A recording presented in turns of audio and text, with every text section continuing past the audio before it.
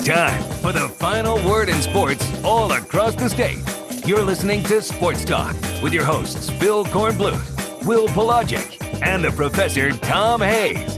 You've been waiting all day, so join the show now by calling 800-956-7266. Yeah. Good evening, everybody. Welcome to Sports Talk, live from South Carolina Radio Network in downtown Columbia. Happy New Year to you here as we ring out the old and ring in the new. 2018, we say goodbye. 2019, we say hello. Phil Kornblut, Will Pelagic together. Professor Tom Hayes, who traditionally takes off on New Year's Eve because he throws a huge party at the rest home. And I thought that's what we had going on outside our window. Well, there is a huge party going on outside, but Professor's party is like none other. In fact, if I remember correctly, there have been police called in on that party from time to time. So Pro is gone for this year. He'll be back with us next year at some point. Brian Leonard is here, safe and sound, looking like he's ready to ring in the new year. 800-956-7266 by request of Willie P. Willie P's demand. We're going to open up the express lanes tonight. We want to we got a lot of stuff for you. Of course, we're going to do a little Gamecock and Clemson stuff, let you hear from some important people. Zach Willis, first and 10 with Zach. Mick Mixon to wrap up the Panthers. Outside of that, we're going to open up the express lanes and take your calls, 800-956-7266. Great way to get things off your chest in a hurry here before you start anew. You know, you want to go into the new year. It's an airing of grievances. With a clean conscience, all right? So get it off your chest. Lay it on us. We'll carry it for the next almost 6 hours until the big ball falls, wherever you happen to be. Could be in New York. You ever been to that before, by the way? My sister has done it, and she said one time is enough. Yeah. I don't blame you. Millions of people crammed in a little corner of New York. And you have to be there, and you can't leave. You can't go eat. You can't go to the bathroom, or else you lose your spot, and there's basically no reason to go there. Yeah. 50 degrees in New York today, so the weather's going to be just fine. 68 degrees here this afternoon. All right, very quickly, review of Saturday. And we'll begin with you. You were watching the winners. Boy, Clemson looked great. They did. And, you know, it's odd. I really expected more out of Notre Dame. I really did. I think that we just saw Clemson once again exude itself across an inferior opponent. They did not seem to take the loss of Dexter Lawrence as one that was a really big one. Albert Huggins stepped up in his place. They sacked Ian Book 6 times. And Trevor Lawrence, I mean, what more can you say about the guy? 27 of 39, 327, 3 touchdowns, cool under pressure, passer rating of 165. And, of course, Travis Etienne soars into the record books as the all-time single-season leading rusher in Clemson Tiger history. 109 yards rushing on the ground, including the 62-yard touchdown run. Justin Ross continues to have himself a season with 6 catches, 148 yards. The Phoenix City, Alabama native, which was talked about on Nick Saban's teleconference earlier today about how he somehow got away from the clutches of the Nick Tater. But once again, we get Clemson and Alabama Part 4, and let's hope it's better than Rocky 4. Put it that way. USC, Virginia, everything you said about Clemson, just the opposite for South Carolina. That pretty much sums it up. Gamecocks stunk in practically every phase of the game.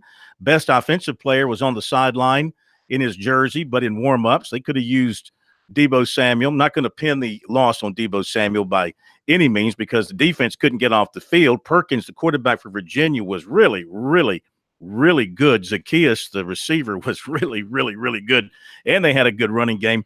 Virginia was better prepared, better coached, executed things better than South Carolina did. South Carolina never had been shut out before in a bowl game until Saturday. Had not been shut out anywhere since a shutout loss to Georgia back in 2006. It was just a very poor performance. Yes, you can cite some injuries here and there for South Carolina, especially on the defensive side. It does come into play. Then you had the mystery disappearance of Rashad Fenton in the second half. Was he hurt? Was he not hurt? He just wasn't there. And today, Shameik Blackshear announced on Twitter that he's not coming back for his senior year. He plans to graduate and transfer to play his final season. A guy that was highly reviewed by the recruiting analysts coming out of high school, finished his career with 34 tackles and 1 sack. So this is a guy that they missed on from that standpoint. And this goes back to what Will Muschamp said the other day in talking about rankings in Charlotte, and that is he doesn't believe him. He doesn't buy him. It's really not fair to the kids, you know, the ones that are not going to miss, the absolute great ones. Fine, you can call them 5 stars. Most of the time, they're going to live up to it. This guy was a 4-star, which is a pretty high rating, and you would think that he would come in and make a splash, but undersized, had some physical issues at South Carolina. He was involved in an incident where he was shot early in his career, had to recover from that. I'm sure he's a good kid and everything like that. I met him when he was a junior because his high school team used to clean up the trash around Harbortown during the golf tournament. And his coach introduced him to me because they came into the press room to clean out the trash. Nice kid, very polite. Something happened with him and the relationship with his high school coach between that junior and senior year. He was rated based on his junior year because everything after that sort of went downhill. To the team at large, I know I asked you this off the air. I mean, did it look like they want to be there? I mean, because they said all the right things during the week. Well, I mean, that's any meaningless bowl game where a team gets blown out like that, it's very easy to say, gosh, they didn't want to be there. But the players said afterwards, they were prepared. They were excited. Listen to Bryson Allen Williams. I mean, you give him credit. Here's a guy that could have packed it in. Right. He was hurt, and he wanted to come back and play one more game in a Gamecock uniform, and he went out there and gave it his best. It just wasn't enough by him alone. I will say that from a positive standpoint, watching the defensive front, I think South Carolina should have a pretty nasty defensive front next year with Ken Law, Josh Belk, Rick Sandage, perhaps, I don't know if J.J. Inabar is going to play inside or outside. Kobe Smith will be back. He's a big-bodied kid. They should be much deeper and much more talented along their defensive line than they have been in the last 2 years. One more thing on the Gamecocks before we get to the calls. Just kind of talking with some of the Gamecock beat writers because I was at South Carolina's what basically turned out to be a glorified exhibition, 97-46 over North Greenville. We will spend exactly that much time on it. But as far as just talking about some of these guys who are on the fence about the NFL, Bentley and Edwards and maybe some others, I'm wondering if the result maybe sways them in the direction more to leave, especially when you give them the fact that the schedule of next year is brutal. You got some guys who are going to be threatened at other positions like Bentley is at quarterback and at the wide receiver position as well. You wonder what the makeup of this team looks like. We could be talking about a much different Gamecock team when we reconvene in spring. It's about culture. It's about culture and what kind of players do you have in your program? Will Muschamp likes to talk about developing the culture. Now, it's taking some time. You develop a culture where players are in it for something more than themselves. And if you've got that kind of culture, you're going to have a great program. Are you He's saying not there yet. You saying they don't? I'm saying they're not there yet. Okay. I'm saying it's taking time to weed out those who are in it more for themselves than they are for the Gamecocks. More about what's on the front rather than the back. And when you get to that point where a guy wants to come back for the right reason, which is to help the team win, maybe complete his education, maybe get a postgraduate degree, maybe to improve his own skills, then you're making some progress. I think that, Jake Bentley should come back for another year. I don't disagree. There's no reason based on his performance this past Saturday that he should think about being ready for the NFL. I think obviously Ken Law has already said he's coming back for another year. If he makes the strides between now and August that he made this past year, he will be an All-American defensive tackle next year. The only thing I would say on Bentley is that with the quarterbacks, they don't necessarily take into account much of the game film. It's more about how you perform at the combine and your pro day.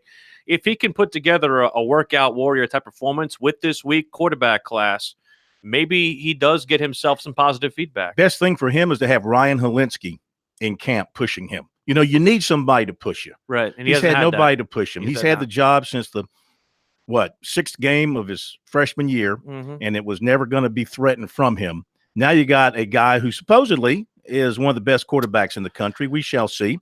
And if he comes in and pushes him, that's going to be good for everybody. Now, one thing I'm wondering about as we go to this week here with Clemson playing Alabama and Santa Clara, do we see last year's game? Do we see the game from 2 years ago? Do we see the game from 3 years ago? Because they played 3 different games. I'm wondering if there's a 4th variation that we get with Clemson and Alabama. I would take the 6.5. I would take Clemson in the 6.5. I think it's going to be that kind of a game. I would feel better about it if it was at 7, but I do think that it'll be close. All right. We promise your calls on the Express Lanes coming up after the break.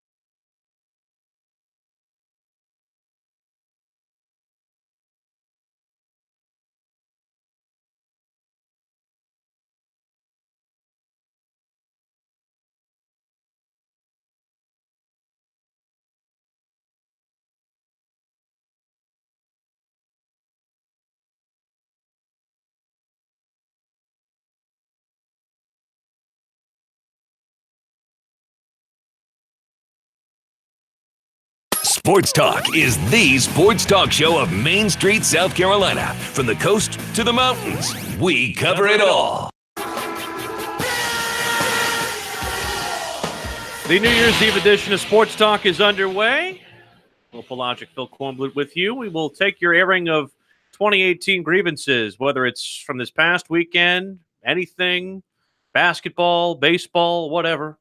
800-956-7266. I'm sure plenty of Clemson fans want to roll out their chest, and plenty of Gamecock fans want to start throwing crap at the wall. Yes, indeed. And, of course, we can start talking about who wins it, Clemson or Alabama, a week from tonight. Our poll question for the week, by the way, on our website, I think it's a pretty cute one. This was cheeky out of you. Clemson fans, how are you able to afford 4 playoff trips in as many seasons?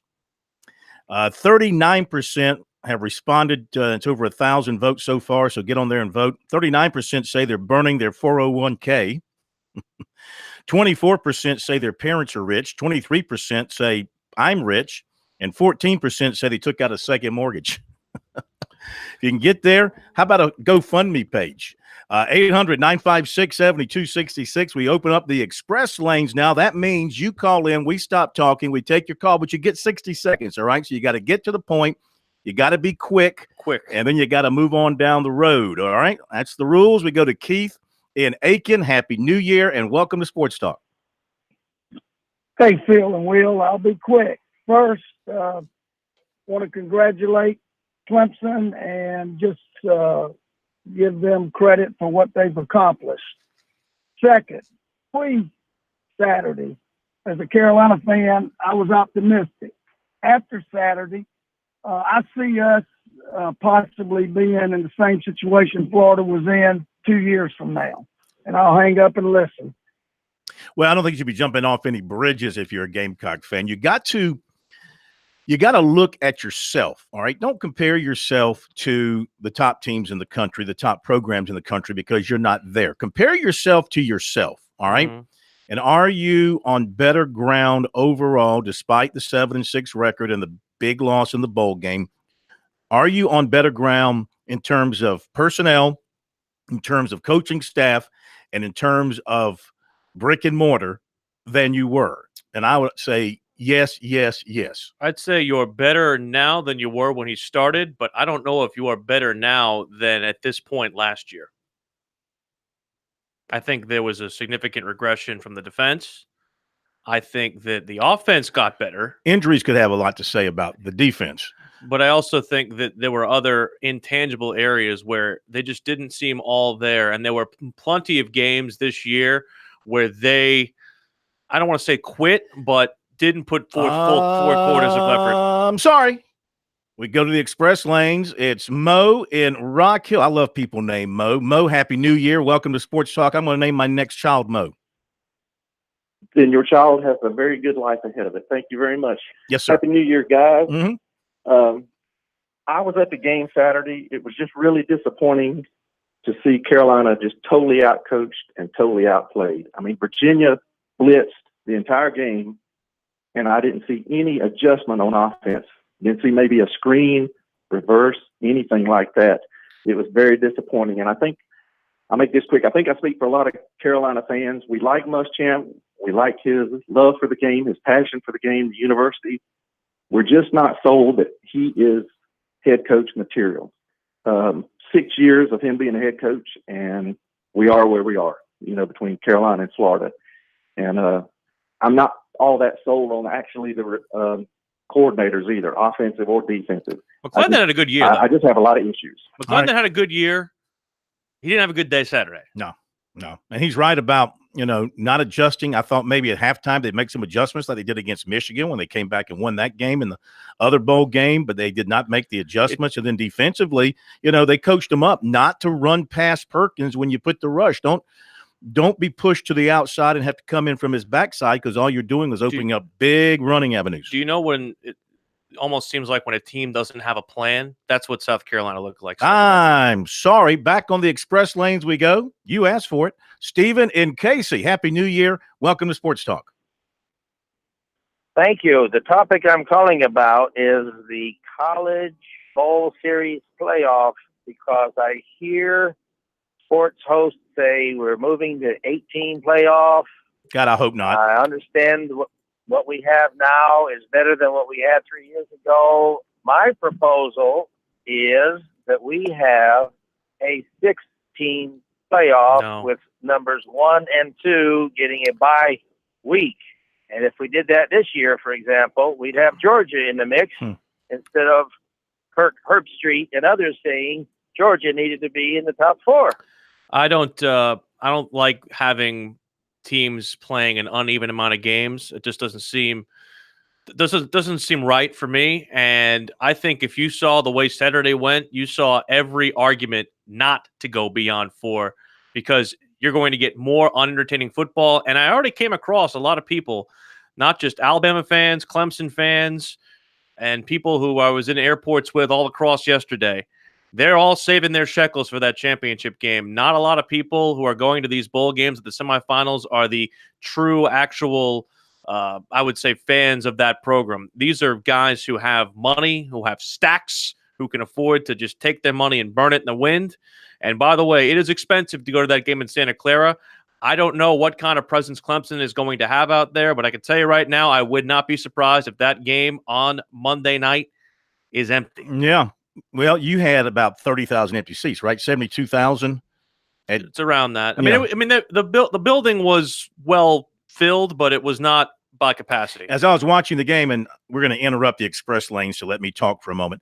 As I was watching the game, and the Alabama game, it was 45-34, but you never felt like Oklahoma was going to catch Alabama because they couldn't stop them. But prior to that game, all right, so that was the 14th game played in the college football playoffs. So the 13 previous.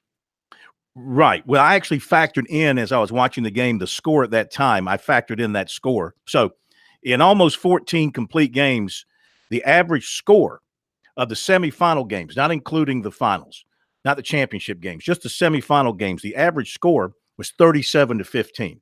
So my point is the semifinal games, for the most part, have been blowouts.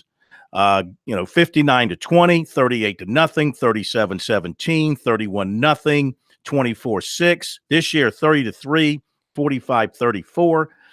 There's been some compelling games. The 54-48 game, the overtime game, Georgia and Oklahoma, which was amazing. That was an amazing game. The 42-35 semifinal game. Washington? Was that Washington, Alabama? I want to say that was Alabama. No, I think Alabama crushed Washington.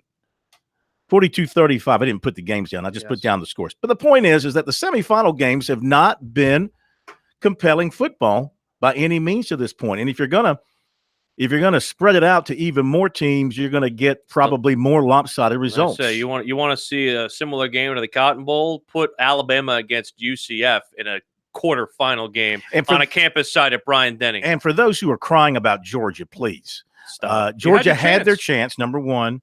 And number two, that would be like saying, well, look, Notre Dame got beat by Clemson really bad. Georgia wouldn't have. Well, that's like saying next week in the NFL playoffs, if Chicago beats Philadelphia really bad, it'd be like saying Minnesota should have been in. I mean, you earn the right to get in there. It's not a supposition. 42-35 was the first-year Sugar Bowl between Ohio State and Alabama, with Ohio State winning. Yeah. There you go. Quickly, we got time to squeeze in another one because we're on the express lanes. We got about 45 seconds. Let's go to Steve in Newberry. They talk fast in Newberry. Happy New Year, Steve. Welcome in. Hey, Happy New Year to y'all. Yes, I just wanted to say, as a lifelong Gamecock fan, I was going to ask you to help me understand why that during the game last week that Jake Bentley stayed in for all 4 quarters and we never substituted out just for a set of downs, reps. I don't understand it. It was something I've seen throughout the season, and I just can't get my head around it. Well, I mean, they obviously believe he's clearly their best chance to win at quarterback. Scarnecchia had his one shining moment against Mizzou. And I thought he looked damn good against Missouri, to the point where I thought there might be a little bit of a controversy there, but it never mounted to that. You never saw him again, really. Did he take another? No. Never took a meaningful snap the rest of the season, and he played so well in that game. He didn't play in the Akron game, right? No, he did not. No. He didn't play in the Chattanooga game either. They just think that the Bentley's the guy.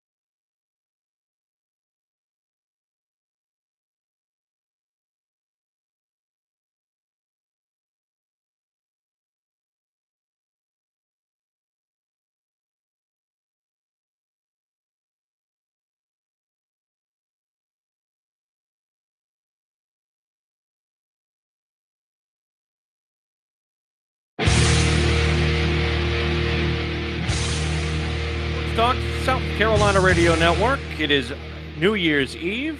Happy, healthy to you. 800-956-7266. By the way, you can say thank you, Corn, to the fact that non-league basketball is now over in the Palmetto State. Thank God. 97-46, South Carolina beats North Greenville. Yesterday it was Clemson beating Lipscomb 84-67. Clemson goes into ACC play at 10-3. They will play Duke 8 p.m. on Saturday night at Cameron Indoor Stadium. Thank you so much, ACC office. And also South Carolina, with its victory over D2 North Greenville, snaps a 4-game losing streak. They're 5-7 heading into SEC play beginning Saturday against the the Florida Gators. And I also wanted to mention this on the air just because we saw ACC Commissioner John Swofford at the game on Saturday, and we were having a little informal chat between me and a couple of national reporters, and he says that the ACC presidents, just in reference to one of the earlier callers about the college football playoff, the ACC presidents have not recently brought up anything regarding expansion of the playoff or an appetite for the expansion of the playoff. Basically, their mind is they've been in the playoff every year, with Florida State being in the first year and Clemson each subsequent 4. And not only that, but they've also had pretty good success with it. And the fact is, it's just they believe it's worked out better than they thought it would. But, of course, their perspective is different than, say, Jim Delaney at all. All right, Express Lanes opening in just a moment. Couple of quick notes to get to. The TV audience for the semifinals, pretty good. 19 million plus watching the Orange Bowl and about 17 million watching the Cotton Bowl. Well, what else was on TV? ESPN had to be pleased with that. It was on a Saturday, so that means a lot. Yeah. Rich Rodriguez, 3-year deal to be the new offensive coordinator at Ole Miss, cashing in the money. Sounds like Christian Miller, Corey's son, the hamstring injury was a pull, not a tear, so a good chance he'll be able to play against Clemson on Monday. SEC Basketball Player of the Week is from Greenville, Nicholas Claxton, 20 points, 11 rebounds, 3 blocks in a win over UMass.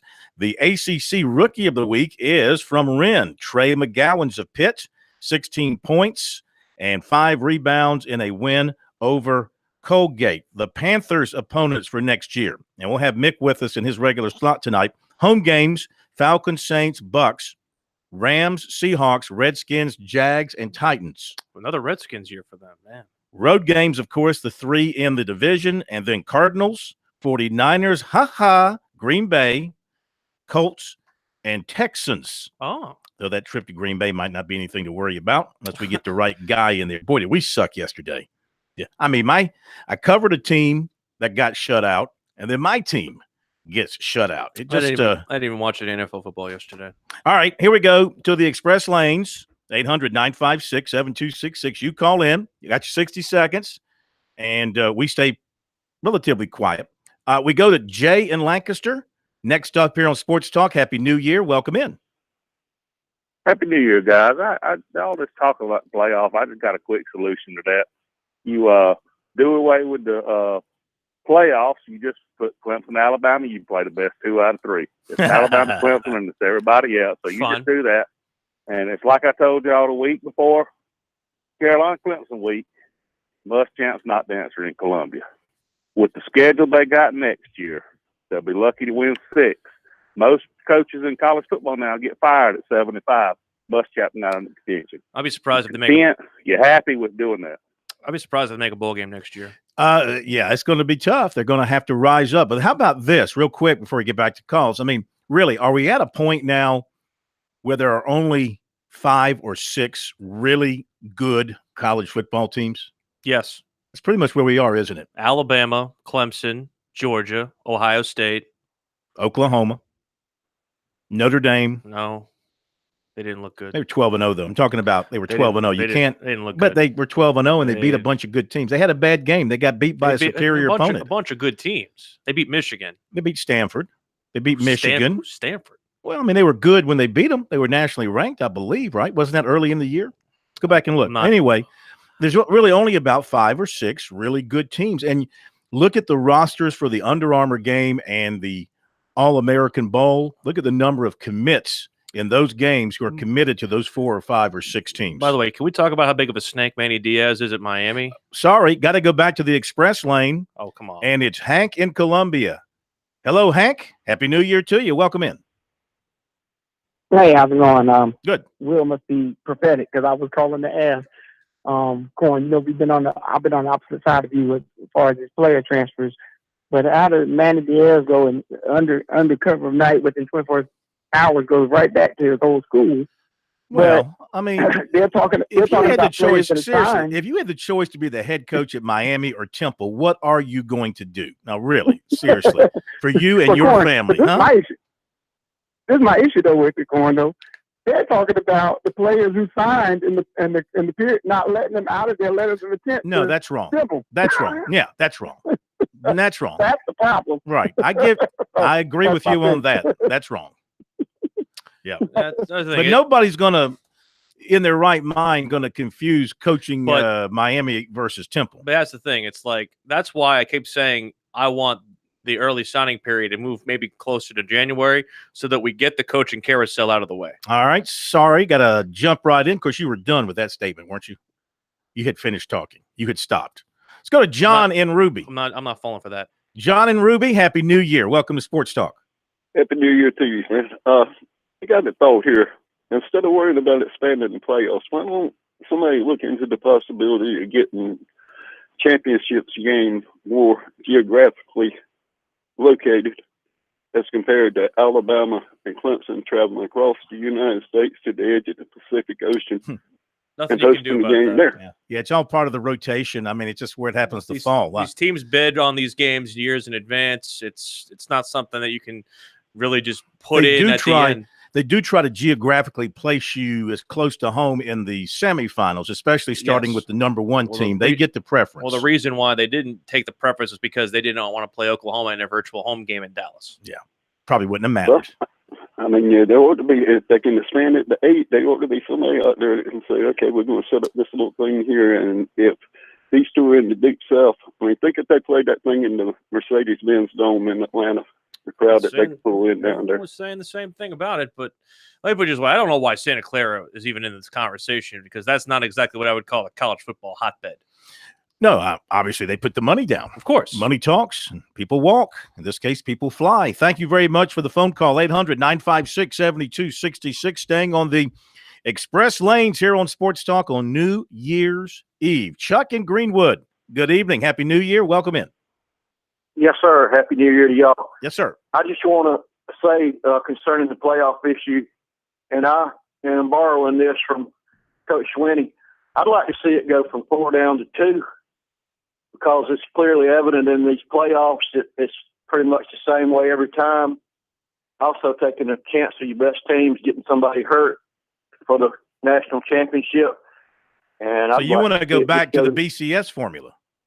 Yes, sir. I mean, We don't need. do you want computers to pick it or humans to pick it? Same result. Might not be right. I might not be educated enough to decide that one, but I think it ought to just be 2 teams, and then more people might have some money, like y'all said, to go to the national championship with instead of wasting it on a semifinal. Yeah, it's got to get tough. I'd like to say that the reason Notre Dame didn't look good is because they were playing a team that was too good for them to look good. Yeah. All right. Thank you very much. Is Missouri getting beat? They are. They're down. They're down 10. That breaks my heart.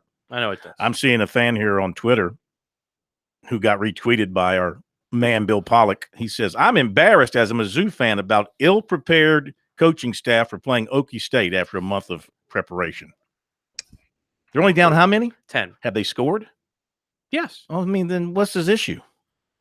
You got some points, man. I mean, put yourself in the shoes of a Gamecock fan. Have the Gamecocks scored yet? No. I've landed in Charlotte. I almost wanted to ask the question on Twitter if the Gamecocks scored yet, but I didn't want my mentions turned into a cesspool. All right, we've got a break coming up here, so we will continue on the other side. Also, a few comments, very brief, from Sweeney and Saban. They both had conference calls today separately. One thing Sweeney did say is, as of this afternoon, he knew nothing more related to the suspensions. Yeah, it's probably going to happen. You're probably not going to find out anything. And to be honest, I'd be shocked if they played in the game, and I'd honestly be shocked if we haven't seen Dexter Lawrence's final snap at the Clemson. Yeah, well, Albert Huggins did a nice job. Niles Pinckney, whenever he got in there, they did a nice job filling in. I don't think you noticed the absence. Absolutely. Okay, we will continue with more Sports Talk New Year's Eve 2018. Back in a moment.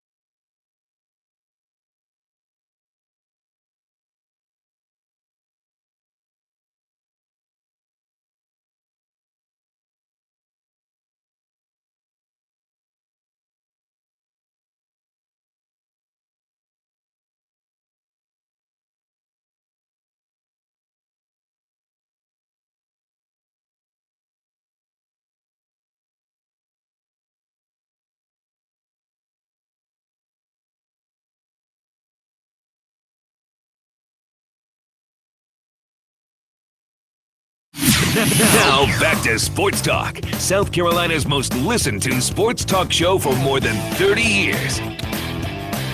Happy New Year, Sports Talk, South Carolina Radio Network. You said your better half is throwing a party tonight? Yes. Second interception for Cam Hilton, by the way, from Missouri. Yes. I'm throwing it too. It's a co-hosted deal. Yeah, it's an effort. It's an effort between the two of us. I've been proposed about 4 or 5 different plans for my better half, and I'm trying to figure out exactly. You've got a better half? Trying. Oh, news breaking here. Better halftime. Very good. Come to South Carolina and steal our women, huh? Drink our alcohol, take our money, and steal our women. Typical of a Yankee. She went and stole scholarship money from the state of Georgia, too. So she's a woman after my own heart that way. All right, let me update a couple of things here. Oh, I tell you what. Let's before we get back to your phone calls, and we will here momentarily, a couple of quick comments, the opening comments from Dabo Swinney and Nick Saban. They were on separate conference calls today, just sort of setting the stage for the week to give everybody something to talk about and write about as we wait for the major press conferences. Clemson's having one on Wednesday, player avail. Players, yes. Clemson flies out on Friday to California. Here is what Dabo had to say at the opening of his conference call. We played a tremendous opponent in Notre Dame, and we played a heck of a ball game. Really proud of my guys. They've worked their tails off all year to put themselves in this situation. And so we're excited about heading out to California later in the week.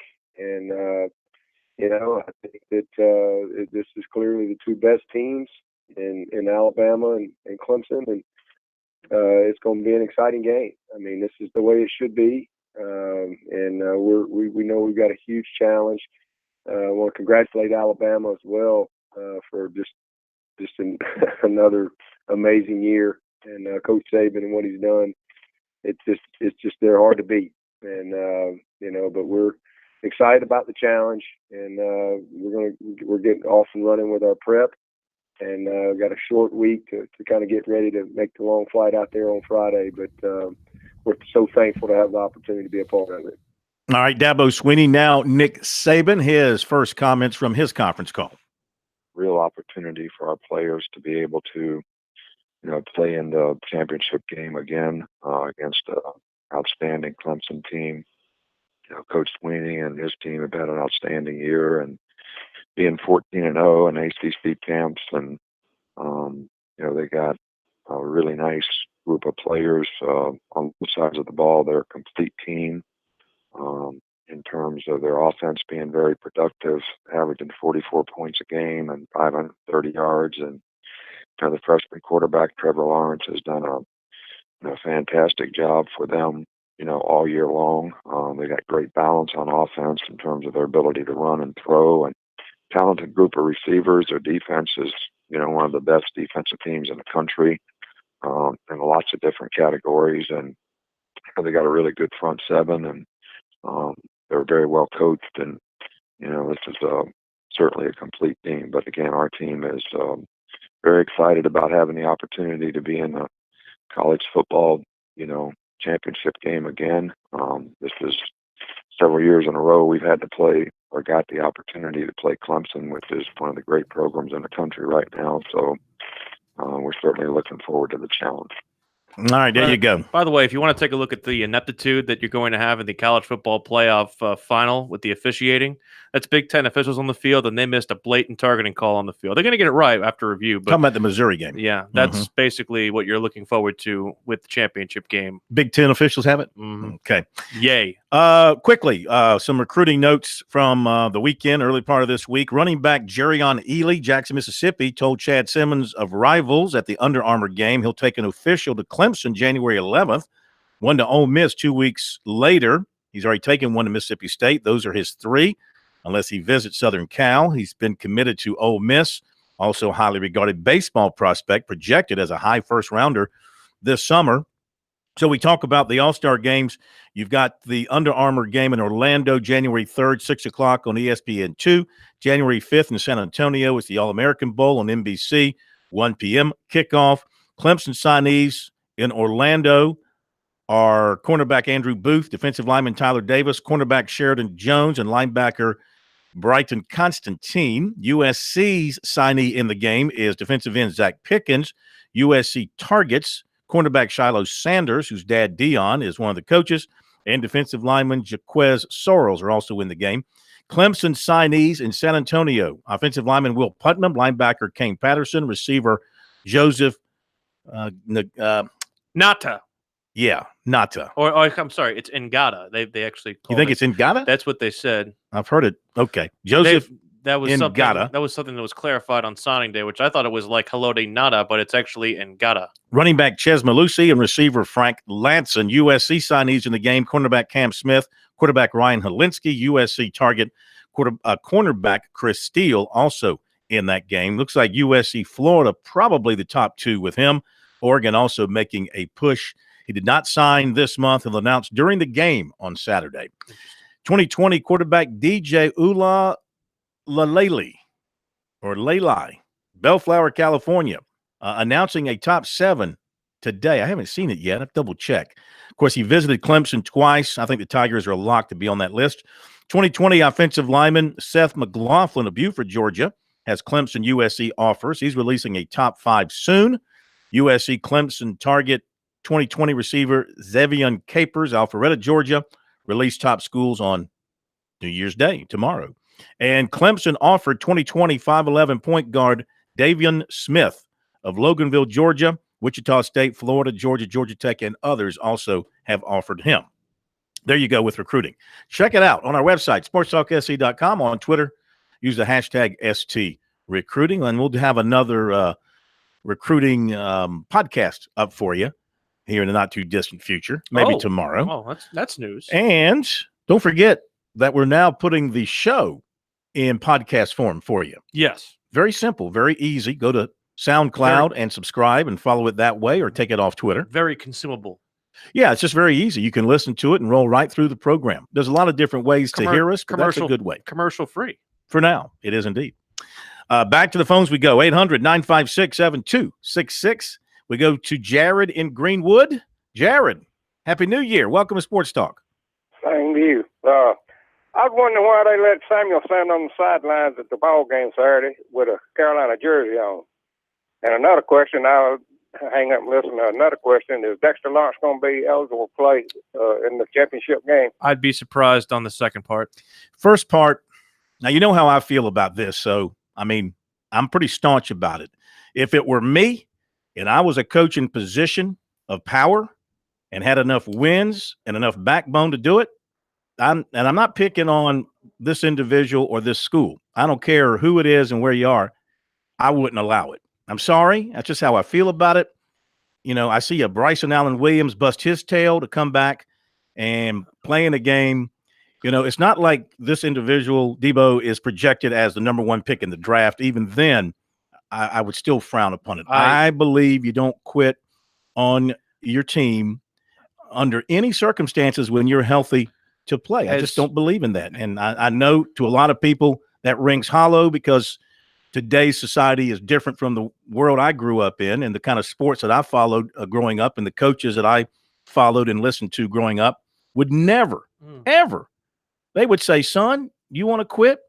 Leave your jersey, leave your keys, and hit the road. As somebody who was in Debo's corner for the decision he made, I was shocked to see him on the sideline there, and I thought that there's nothing good to come from him being there. I know he wanted to be there for his teammates, but I felt like that almost serves as more of a distraction. How can you be there for your teammates when they are struggling? They threw 5 passes to Chavis Dawkins that would have gone to Debo Samuel. The pass that went incomplete in the corner of the end zone when Dawkins ran an in and Bentley threw an out. Where do you think that would have gone? Who do you think would have caught that fade for a touchdown? Huh? That's what I'm talking about. It's about me and not team, and I don't play that game. I'm sorry. I know it's harsh, and he's a wonderful person in every other aspect, and he does a lot of great things. He's done a lot of great things. He had a great career at South Carolina.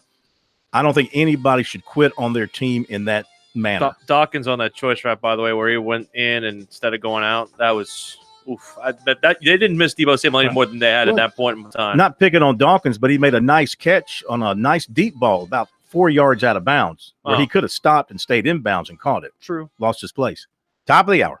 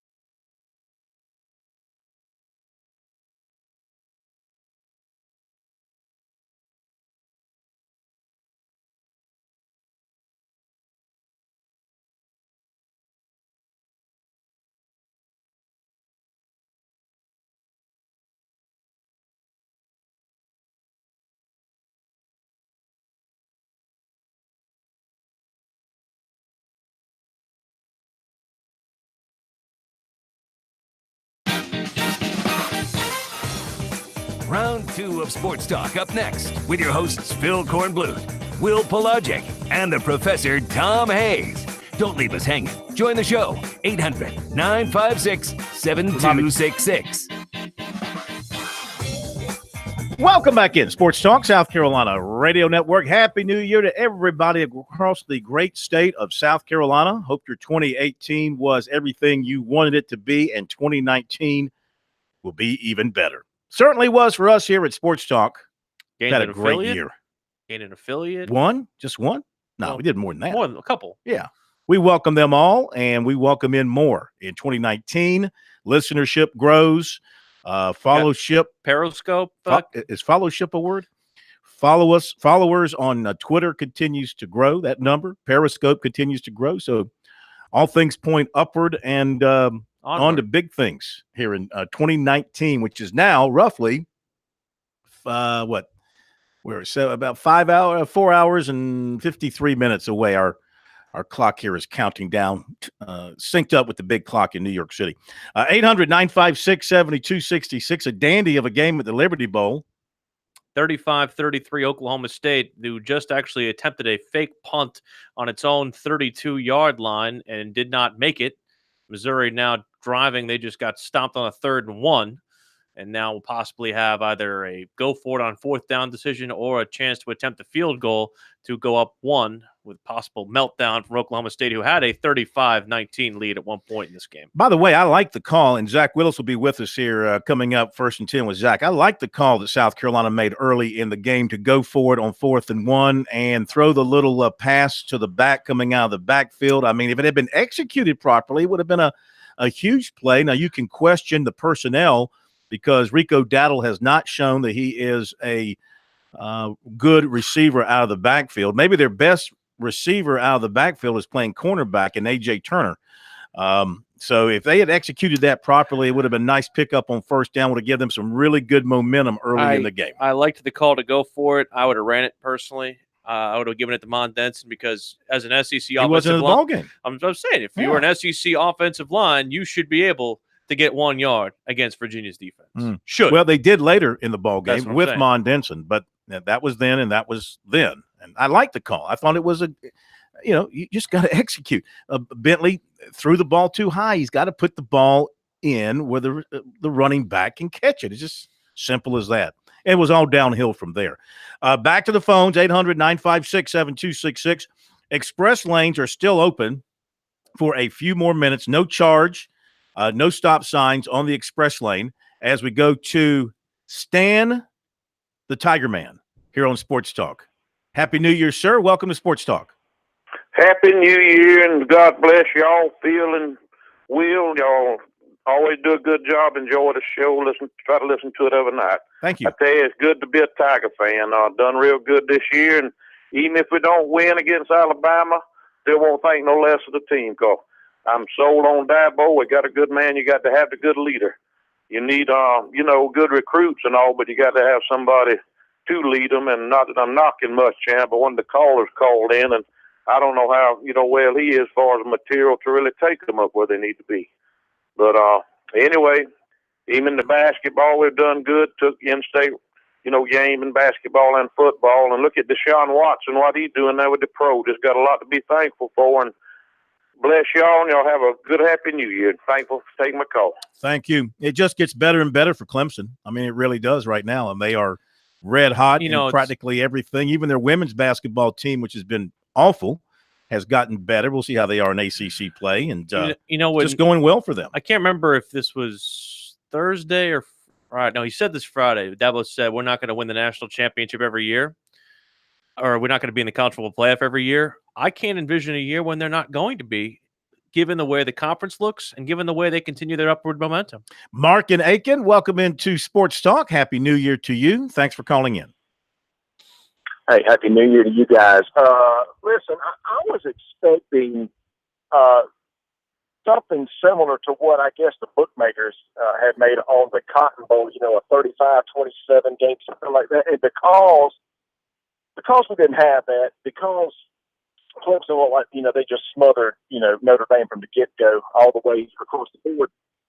Phil, were they tested in that game? And I mean, let me say this: they weren't tested in that game, and I want to know what can Clemson take into the Natty on that. I mean, can they just go in there with that kind of confidence? And I mean, I want them to win. I'm a Clemson guy. I want a national championship. Mm-hmm. But because they didn't have the game that I guess America thought they would have, how does that bode for them? And y'all have a great night. Thanks for taking my call. Bye. So are you saying because they were so dominant, what do they take from that? You're saying they weren't battle-tested enough? Game? Shoot, I think Clemson – listen, you win. You take the win. Clemson has this is a team full of businessmen. Yes. They approach their game like it's a job, like it's a business that they're clocking in. I mean, every game over the last 4 or 5 years, it's been like that. That's been the culture and the mental makeup of the leaders of their team, and it's transcended from one team to the next. It's passed down. It's ownership. It's taking ownership of your team in the locker room, and Clemson has a great job doing that. They've done a great job in doing that. So they won in a walkover, surprising some. I mean, the spread wasn't anything near that. What was the spread? It ended around 10.5. Yeah. Because of the Lawrence thing. Yeah, I mean, Alabama had a bit of a more of a difficult time with Oklahoma than obviously Clemson did with Notre Dame. So I think they take with it a lot of confidence from that game. As you mentioned, they come out of an injury-free. I think that they know what the opponent is like ahead of them. They have faced them now, 3 previous years. They know what to expect, but they're an older group with the exception of the quarterback, and he's already proven that nothing phases him. They're not going to be in awe of the surroundings. They're not going to be caught up, whatever it might be, being out there at the Levi Stadium. They're past that now, and so is Alabama. So it should make for we've got the 2 best teams in the country matched up, 2 undefeated. So we're going to have an undefeated national champion for the first time in a long, long time. It should be a classic national championship game. If Alabama does beat Clemson Monday, it'll have nothing to do with how little Clemson was tested against Notre Dame. Clemson does enough of its own self-motivating, and Dabo does enough of it motivating on his own right to be able to make sure that this team keeps an edge. If they don't beat Alabama next week, it'll be only because of one thing and one thing only. Alabama played a better football game than they did. Yeah, I mean, Tango Viola probably, if they win, it'd be because he played better than Trevor Lawrence did. He completed more. He had a great game. What was he, 24 of 27? Yeah, he was crazy. In the Orange Bowl? Unbelievable. I'm still worried about that Clemson secondary. Ain't nothing I've seen that still has me convinced that they're not somewhat deficient going into that game against Alabama. So, I will say this. He's going to see a better pass rush, and he's going to be facing a Brent Venables coach defense where he usually has answers for these people in most cases. And also, Alabama is going to be facing they're going to be facing an offense as good as what they saw this past game in Clemson, and they're going to be facing a better defense than what they saw in Oklahoma. I mean, at least Clemson's defense is going to give them a chance. Oklahoma's defense didn't give them a chance. Back to the express lanes, 800-956-7266. Chuck in Spartanburg. Happy New Year to you. Welcome to Sports Talk. How you doing? Hey, Happy New Year to y'all. Yeah. This ain't what I call back. I just got to slip this in. I still say Georgia should have been invited to it instead of Notre Dame. But anyway, my thing is I want to talk about Jake Bentley. I mean, surely his letter, if he filed it to the NFL, it didn't say it probably told him to come back to college. And I'll be honest with you, the 3 years he's been there, I know everybody talks about what he did against Clemson, but they still lost. And I try to be positive, but really it's just hard to be positive with him when he hasn't really beat anybody. So I'm going to shut up and hear what y'all have to say about that. And y'all have a Happy New Year. You too. He did lead that comeback against Michigan last year in the bowl game. His best games have come against deficient clubs defensively. It really is amazing how good he looked against Clemson. Yeah. But then, didn't have a good second half against Akron. Nope. And didn't have a good game against Virginia. Look, Kentucky was the worst game he played in his career. Yeah. He should come back. I mean, if he wants to take that next step and improve his game and have somebody push him perhaps in a Helinski, he should come back. Thank you very much for the calls. Back in a moment.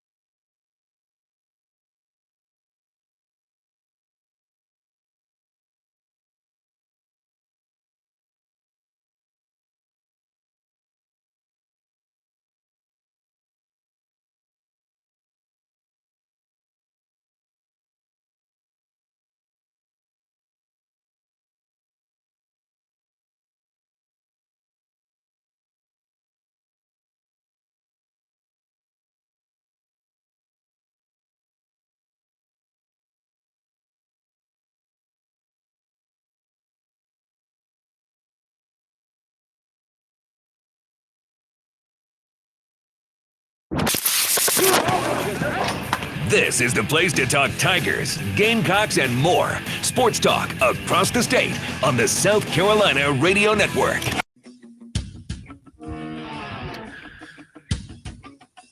Sports Talk, South Carolina Radio Network. First and 10, it's Zach Willis upcoming. Mick Mixon, final post-mortem on the Carolina Panthers as well. And still, of course, a couple more of your phone calls. We do want to at least let those who are on the line give them a chance to make their final musings of 2018. Absolutely. The express lanes have been hot all night. We do have Zach standing by. We're going to get him and have plenty of time with him in just a moment. But 60 seconds on the express lanes. And Mike in Trenton, Happy New Year. Thanks for calling us tonight here on Sports Talk.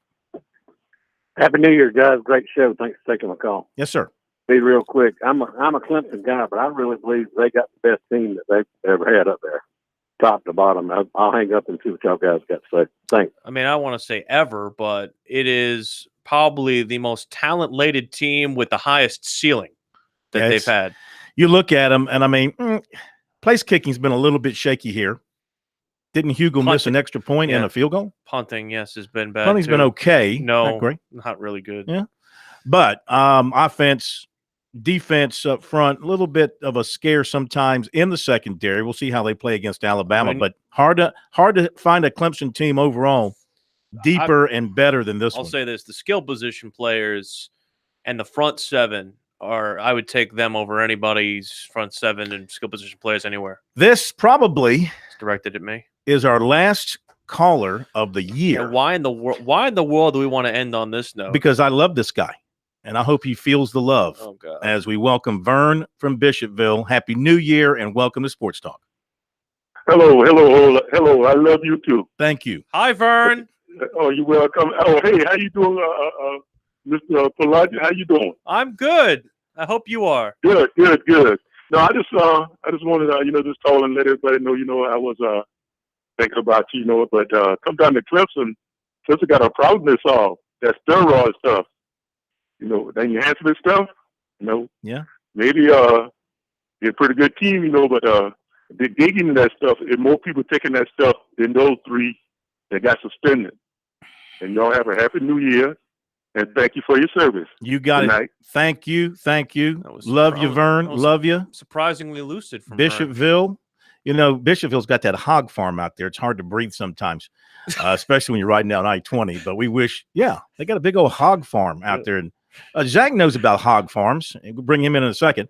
Yeah, that thing about the investigation that Clemson is conducting to the test, the 3 positives. I mean, if it's more widespread, then yes, they've got a problem. If it is, but right now it's only these 3 that we know about, and you have to trust that they're going to do an in-depth investigation to find out where this all came from. Right, and that's the thing.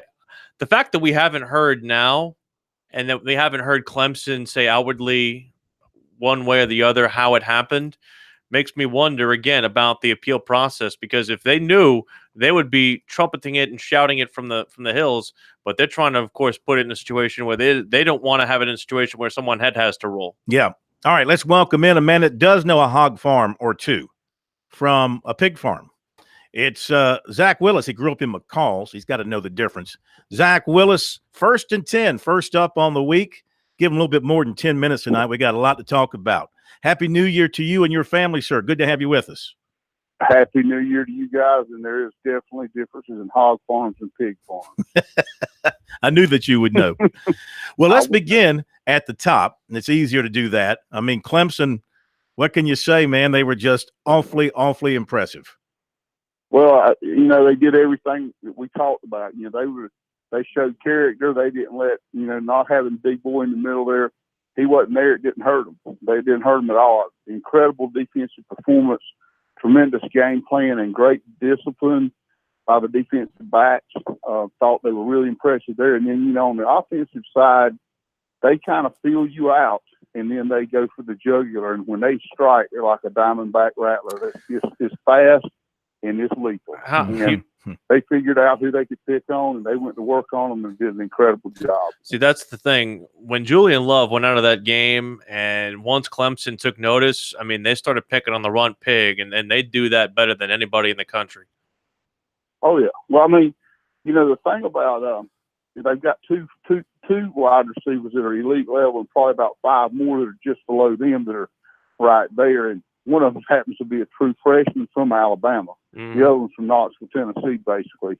They went to people's backyards and took these kids. And it needs to be noted, they're not just recruiting, a little area. They're recruiting nationally now, and they're getting great, great, great players because they've made a good Notre Dame team look really inadequate, picked on their starting safety, who basically they gave credit for turning their whole defense around. That transferred from Navy, which should have been a clue he wasn't real fast. And they smoked him, too. I mean, Lawrence never missed. He did a great job. And, of course, you got Renfro right when you think you got him. He makes a great play here or there on third down and just kills you. What'd you think of Clemson's offensive line performance?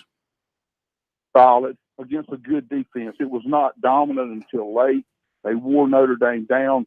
But Notre Dame is undefeated for a reason. And they had for a big high-round draft pick that they contained and took care of.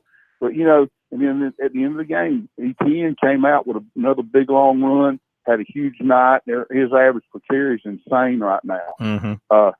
It's like video game stats. So very solid. Notre Dame gave them a fit early because they were fresh, but when they wore them down, they became dominant, took control of the game, and literally just another game for Clemson. They just went in there and did their thing. Yeah, and Notre Dame had put their hopes on their running game. And Venables knew that, and so he dialed up a defensive game plan to take that away and put the game on the shoulders of Book, the young quarterback. I mean, Notre Dame had 88 rushing yards, average 2.5 yards per carry. What were you seeing there defensively that snuffed out the running game? Well, I figured out Alba Hug is pretty doggone good and start for probably anybody other than Alabama in the country. When you have a guy as monstrously dominant as Dexter Lawrence is, you tend to kind of diminish the role and issues of the guy, or not issue, but the capacity and talent of the guys behind him. And Clemson plays a lot of people, and I think here's the key. When they don't have to be up in the game, they roll their defensive players constantly. And what that does, it develops quality depth. And now those kids have played in huge games, even though they're not starters. So it's not a big deal for them to come in and play it right away. They've been doing that. And Dabo does a great job of getting backups in the game. He understands the philosophy. The more you play them, the better your practices are going to be, the better the buy-in is with the whole team. This is go ahead. Finish that. Go ahead. I'm sorry. I'm done. With the overall philosophy really played into this controversy and dilemma they had, and supported them and built them up, and they were ready to handle it. I apologize, Zach. This is half of a look back, half of a spin forward. We had one caller ask us about, the fact that they play a team in Notre Dame that really didn't look like they tested them battle-wise, and from that perspective, obviously rolled over that team. I still don't know about this secondary and how they will look against an elite quarterback with elite receivers like Alabama will bring to the table. How much of a concern is that for you looking ahead to next week? Oh, I mean, look now, we get down to championship game. These have been the two best teams all year long, and it's been obvious. Georgia's probably a not too distant third. But these two are the two best teams in the country, and it will be a test for both teams. This will be by far the best offense that they face, best defense they face all year long. I won't say special teams, because neither of these teams are really that good in special teams area, and you guys were talking about that. So I think, it's going to be a big test, because their receiving core is just as good as Clemson is, if not a little bit tiny better. But, I mean, they're dead even there, and Tua is a heck of a player, no doubt about it. They had a great game in the semis. So if you're Venables, what do you try and take away this time from Alabama? And I'm sure that's how they look at Clemson. What do you try and take away with your defense, Alabama? Well, Alabama is, believe it or not, I believe to be more one-dimensional in their pass game. They're going to throw a slant out or hitch underneath from what I've seen, or they're going to take you deep if you press them and they think they can get behind you. And they can get behind anybody just like Clemson can. So he's going to have to make sure he disguises things, does a nice job like Georgia did of disguising. They don't do well with fast defenses as far as protection goes. That's why Tua's had that bad ankle. All right, hang on. He's taking a lot of hits. All right, hang on. We'll continue. More First and 10. Zach Willis, Sports Talk, New Year's Eve. Be right back.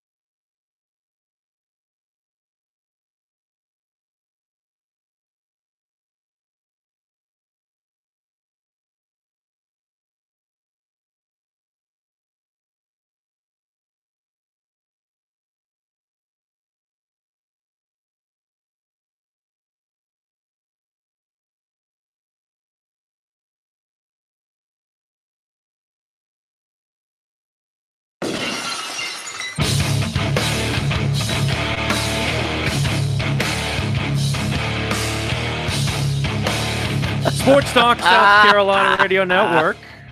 Horn's laughing because it looks like Missouri's going to fall. M-I-Z. To Oklahoma State. Z-O-U came up a yard short. The last play for Drew Lock. He's never going to play for Mizzou again. I don't know. Did he get it with the reach? No. No. I think he was short. He was short. Zach, before we spin it forward to Carolina, the final thought I guess you would have in advance of this, what we will call very, very hotly contested rivalry that is Clemson and Alabama here upcoming here, the 4th edition of this little tete-a-tete. Well, I think, first of all, defensively, you've got to contain their short passing game. You got open field tackling going to be critical in this game for Clemson with the defensive backs is where this story is going to be written for them. And then, of course, I think those guys that came back on the defensive line in that front seven, they're on a mission. They've been on a mission all year. Offensively, no big mistakes.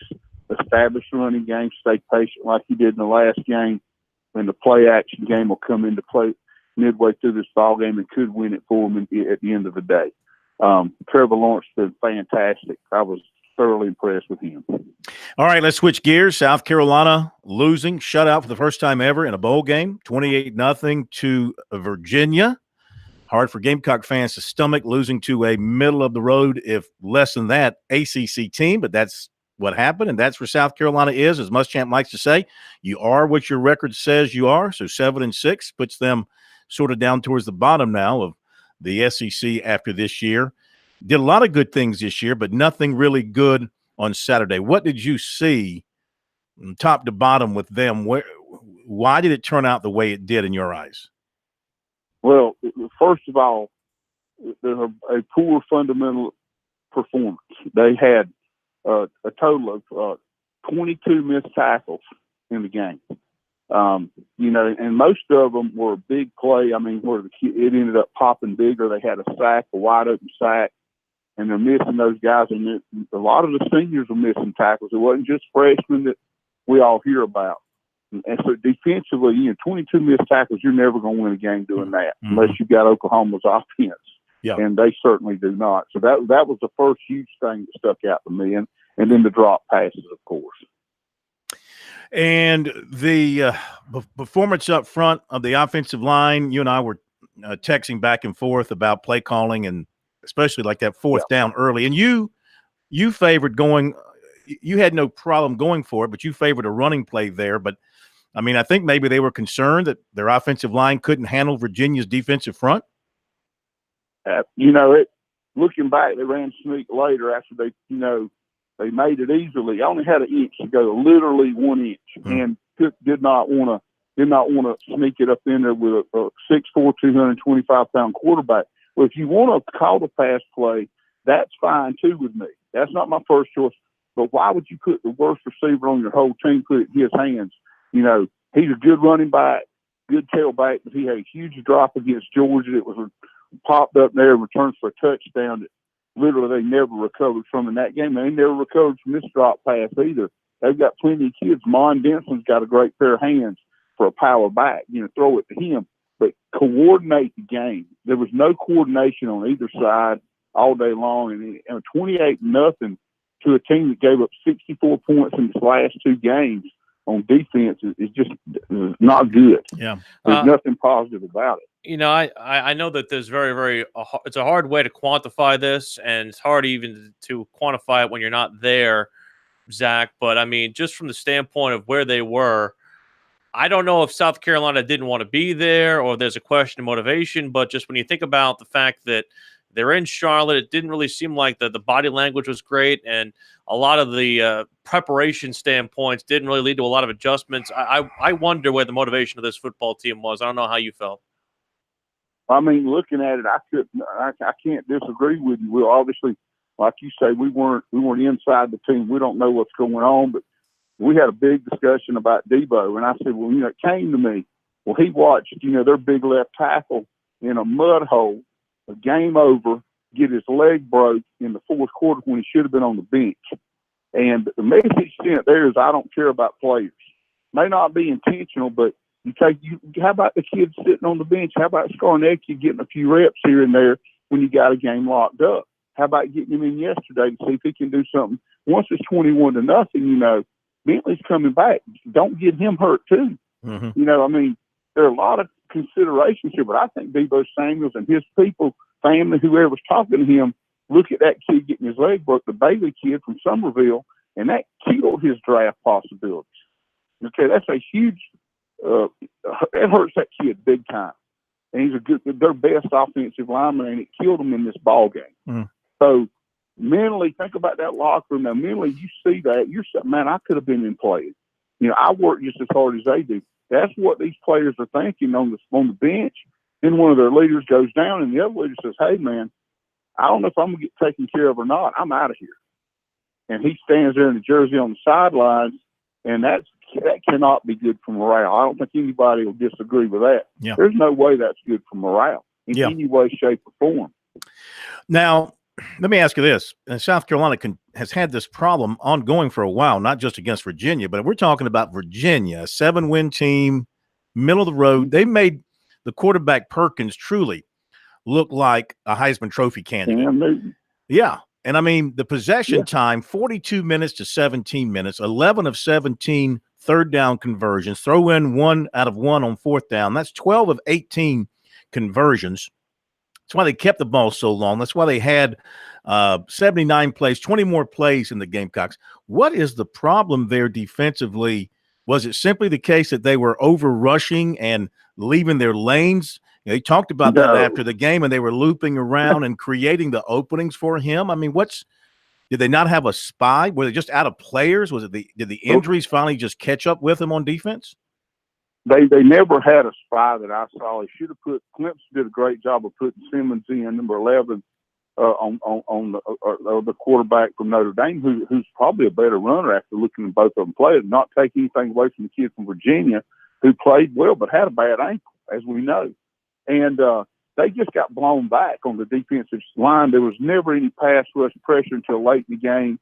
He had all day to throw or run, and their open field tackling. They missed 9 tackles alone in the third quarter. Mm-hmm. That's a ton of tackles. And guys, I tried to grade it fairly. They just, honestly, they did nothing good on defense. And this is supposed to be a defensive coach, and they fired their offensive coordinator for a 9-win season and a whole lot less than this last year. And I'm not calling for anybody to go anywhere, but they need to get their stuff together because this was a definite huge step backwards. Virginia's first bowl win in 13 years, guys. And it wasn't an overtime win. This was a 28-0 shellacking of a talented football team, but obviously not a very willing or motivated team. And I'll be the first one to say I never saw that part coming. Mm-hmm. It's weird. I always like to be the one who doesn't take too much from a bowl win or a bowl loss, but the sour taste, especially when you spin it into the fact that you have a brutal schedule next year, has me asking a lot of questions. I'm concerned for them. I hope, and I mean it look, I want to see both teams succeed. It's good for our state. I'm over the top that we got one of our teams playing for the national championship again. It makes our state very relevant nationally in the sport I love. But I want to see them both do well. And the thing is, if you get beat by a better team 28-0, that's okay. We'll build them up. We'll get them going. But when you go into an opponent you should beat, okay, and you don't only lose, but you get destroyed and one of your best players decide he's going to a bowl, another one takes himself out of the game, and then you tell me at the end, hey, I heard a guy in a press conference say, hey, are you concerned about the drop passes? Well, heck yeah, you are. You're concerned with one drop pass. If you're coaching like you need to, you don't say you're not concerned with fundamentals. It's crazy. Yeah. I'm sorry to be, but I have to call it the way I see it. That's what you guys asked me to do when I come on here, and I could not believe that when I heard it. Guys taking themselves out of the game. That's beyond me. I don't really have any answers for that, other than it shouldn't be tolerated. We thank you so much. Happy New Year. Thank you, Zach. And we'll talk to you next week before the big game. Okay, guys. Have a good one. You too. Happy New Year. Be right back. That guy's so good.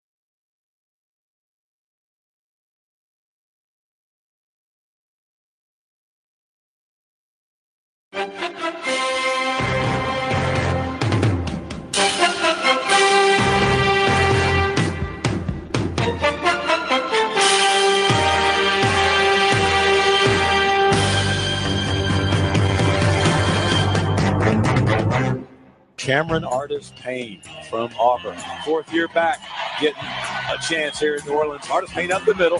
It's open to the 10. Cuts left 5, 4, 3, 2, 1. Touchdown. Wow. If it had only meant something. But at the end of the day, it meant nothing. Just a glorified JV game down there in New Orleans. But, Mick, it's always good to end the year on a W. You got that. Coach is going to be back. So something to build on in the offseason. Let me begin my remarks by saying I'm sorry I didn't get to see you, Corn, when you were here for the Belk Bowl. I tried, but the traffic was crazy around the stadium, and then they moved our bus time up. So I got to get down to Columbia and see you. Yes.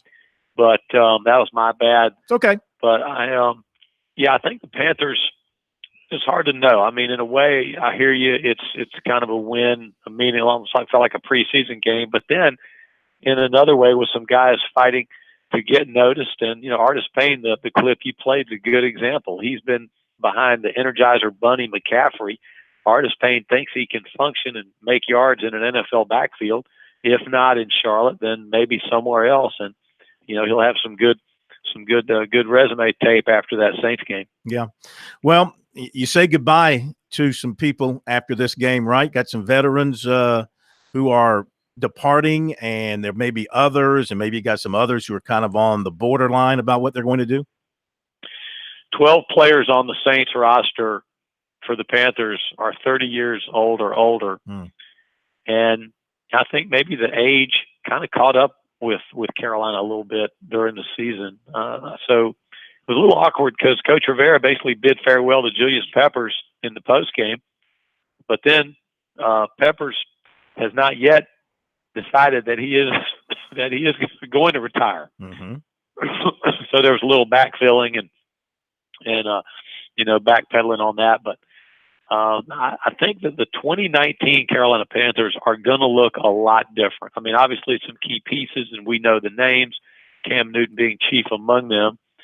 But I think that there's going to be a lot of guys. I think the roster is going to get I think that when it cuts into the fat, into muscle, down toward the bone, I think this roster is going to get retooled pretty substantially. What do you think?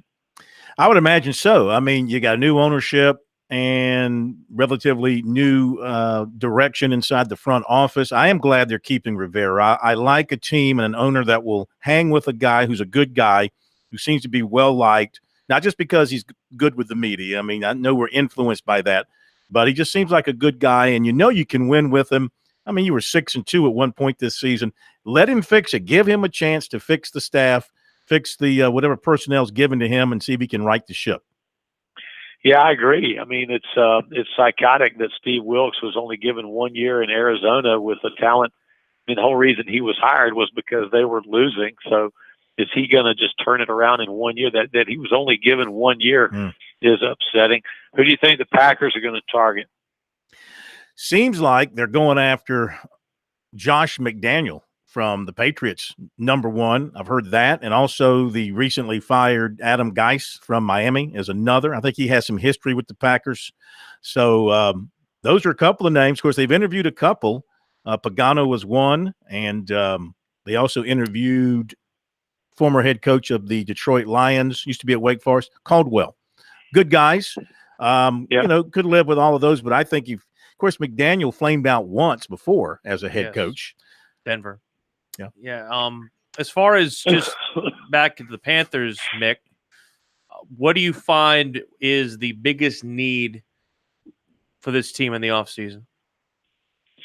I think it'd be on the defensive side, assuming Darrell Williams comes back and that O-line can get patchworked. I think the Panthers feel pretty good about Larson for Khalil at center. Maybe move Moten. Moten could probably play left tackle. He's been at right tackle all year, but assuming the O-line comes back together, I think that a huge problem this year for the Panthers, even at 6-2, was the lack of pass rush up the middle. We just did not really call Dontari Poe's name that much. KK Short, even on the twist stunts, the end tackle games. Mario Addison gives maximum effort. Kyle Love played well. Peppers had his moments, but I think affecting the pocket up the middle was a huge reason teams were able to complete passes over the tops of the Panthers' head this year. You're always looking for edge pass rushers, of course, and then I think Carolina needs safety help as well. Yeah, and what's going to happen with the assistant coaching staff? What's he going to do there? Oh boy, that's I don't know. So far today, nothing. But Black Monday came and went. But what would you do with Steve Wilks? Steve Wilks is on the street. He's loved by the Panther defense. Would Carolina? I mean, that's the obvious place the Panthers might look. So then, what does that do for Eric Washington? Do you move Eric Washington back to D-line coach? Maybe give him some assistant head coach title. It'll be interesting to see how it shakes out. Mick, man, we can't tell you how much we appreciate you being with us all season long, through the good and the bad, through the head colds and through the headaches and everything else. We thank you, man. Happy New Year. Rest that talker, man. Yeah. Happy New Year to you and the family and everybody. And we'll see you soon. Come see us here in the little burg of Columbia. I had 5 glorious round trips to Charlotte last week, so I got a good look at the Queen City. Hey, I got to come down there and see King Cornblood, man, and we'll go to lunch or something. You got it. You take care. Appreciate it, guys. You got it, man. Happy New Year. Mick Mixon with us here on Sports Talk. Real quick, I think we got time for one quick call. We've been holding Robert in Georgia. We're really going to end the year on a call from Georgia? Well, we take all comers. Robert, Happy New Year. Hey, fellas. Hey, Happy New Year to you guys. Right quick, all of Clemson's defensive linemen talked about, high draft picks, Cleveland Farrell, Christian Wilkins, Dexter Lawrence. If I'm an NFL GM and I'm looking for the best talent available, if I don't take Austin Bryant in the first round, I'm going to be missing out. That man, he is a man among boys, and I'd just like to hear your comments on that, and I'll take them off the air. I don't know why he's Ringo among that group of 4, but he doesn't get nearly enough credit, and he was defensive MVP for a very, very valid reason. He was in the backfield and basically pitched a tent there. Yeah.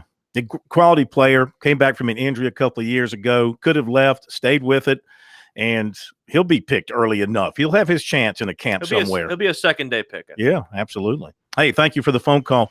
Thank you for all your phone calls tonight, all year long. Thanks to all of our stations across the state of South Carolina. We thank you. Thank you to our sponsors for being with us here on Sports Talk. Thank you to our good folks at Learfield for giving us the opportunity to come here every night, Monday through Friday, to be in your ears, talking about what we love most, and that is sports. And we do look forward to a great 2019 here on Sports Talk as we move forward with Clemson in the national championship game. We'll see what basketball has for us. Baseball's around the corner. Before you know it, it'll be time for spring football. It never ends. It never does. We don't want it to end. We don't want it to end. We always have something. Any final thoughts? It's a great year. First full year in the Palmetto State. I was very, very happy about it, and can't wait to see what's ahead. Yeah, it's going to be a great year. Thank you to Brian Leonard, his great work. Thank you to Professor Tom Hayes, who I mentioned is already back at the home getting his party started. He's lit right now. He's probably – how many do you think he's had so far? How many shots has he taken already? Well, enough. I don't know what kind of shape – when's he coming back? Is he coming back tomorrow? No, don't know what kind of shape he's going to be in. I think he's back the 2nd. It'll take him a couple of days to recover. Yeah. Well, it's been a blast. 2018 came and went quickly. We got a lot of things to be thankful for, a lot of things to remember, but a lot of things to look forward to in 2019. Can't wait to share it all with you. The year of Alinsky or the year of Pumachan? Yes, I doubt Pumachan. I'm not counting on much Puma. Might see some Holinsky, but not a whole lot of Puma. Could be the year of the hair with Higgins and Ross and Lawrence. So Missouri loses, and Texas A&M is leading NC State 7-0. You just had to throw that last part in there, didn't you? Well, I just had to do my job as a reporter. Exactly. Let people know. Happy New Year. Have a safe and happy New Year, everybody, and we'll be back with you live on Sports Talk tomorrow night to talk some more. Happy New Year.